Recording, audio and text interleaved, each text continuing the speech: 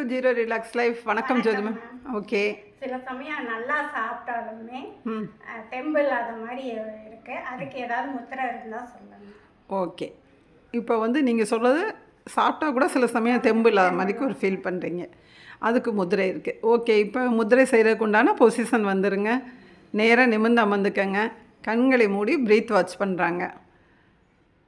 முதுகு தண்டு நேராக இருக்க மாதிரி நிமிர்ந்து அமர்ந்துருக்காங்க. இப்போ கண்களை மூடி ப்ரீத் வாட்ச் பண்ணுறாங்க. இப்போ நம்ம செய்ய போகிற முத்திரை பெயர் வாயு முத்திரை. நீங்கள் ஏற்கனவே கிளாஸில் செஞ்சுருக்கீங்க மேடம். அந்த முத்திரையை நம்மளோட ஆள்காட்டி விரலை மடக்கி உள்ளங்கையில் வச்சுக்கோங்க. அதுக்கு மேலே தம்பு வச்சு ஒரு ப்ரெஸ் பண்ணுங்கள். இப்போ கைகளை ஜூம் பண்ணி காமிக்கிறேன். ஆள்காட்டி விரலை வந்து மடித்த கைகளில் உள்ளங்கையில் வச்சுருக்காங்களா, அந்த ஆள்காட்டி விரல் மேலே பெருவிரல் வச்சு ஒரு அழுத்தம் கொடுக்குறாங்க.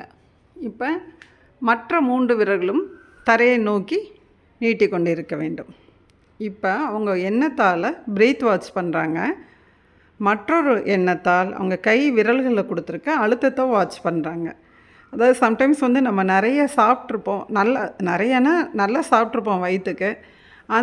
அப்படி இருந்தால் கூட நம்ம வந்து தெம்பே இல்லாத மாதிரி ஒரு மாதிரி ஃபீல் பண்ணுவோம். அதுக்கு காரணம் வந்து நம்ம வந்து இந்த வாயு தொல்லையாக இருக்கலாம். இந்த வாயு முதிரை செய்கிறதுக்கு வாயு முதிரை செய்கிறதுனால நிறைய பலன்கள் இருக்குங்க.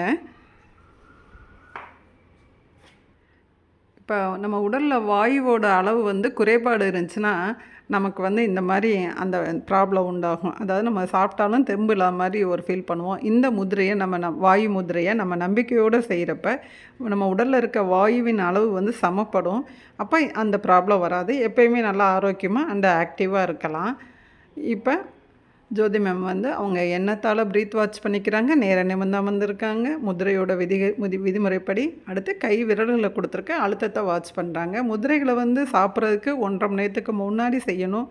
அதிகமாக தேவைப்படுறவங்க காலையில், மத்தியானம், ஈவினிங், நைட்டு 4 டைம்ஸ் செய்யலாம்.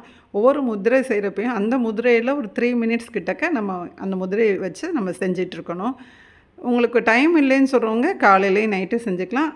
அதுக்கும் நேரலைன்றவங்க ஒரே ஒரு நிமிடமாவது இந்த முதிரையை 1 நிமிடம் செய்யணும். ஒரு தடவை 1 நிமிடமாச்சும் செஞ்சுக்கணும். அப்புறம் ப்ராக்டிஸ் பண்ண உங்களுக்கு 2 to 3 மினிட்ஸ் இருந்து செஞ்சுக்கலாம். ஒரு டைம் செஞ்சால் கூட போதும். 2 to 3 மினிட்ஸ் கிட்டக்க இருந்து இந்த முதிரை செஞ்சுக்கலாம். ஓகே மேம், ரிலாக்ஸ் பண்ணிக்கோங்க. இதுக்கு உண்டான உணவு முறை ஏதாவது இருந்தால் சார்? ஓகே, இதுக்கு வந்து உணவு முறை இருக்குது. அதாவது பசிக்கிற நேரம் சாப்பிட்ணும். அப்புறம் வந்து அரிசி கஞ்சி, அந்த மாதிரி கஞ்சி ஐட்டங்களை மைல்டாக அரிசி கஞ்சி அல்லது தானியத்தில் செய்கிற கஞ்சிகளை நம்ம சாப்பிட்டுக்கிட்டா நல்லது. ஃப்ரூட்ஸ் நிறையா எடுத்துக்கலாம். ஓகேயா, நம்ம உணவு முறை பழக்கங்களையும் நம்ம ஒன்று சேர்த்தே கூட நம்ம வீடியோவில் சொல்லலாம். எல்லாருக்கும் தெரிஞ்ச விஷயந்தான், இருந்தாலும் நம்ம யூடியூபின் வாயிலாக நம்ம சொல்லிக்கலாம். Thank you ma'am. Thank you ma'am.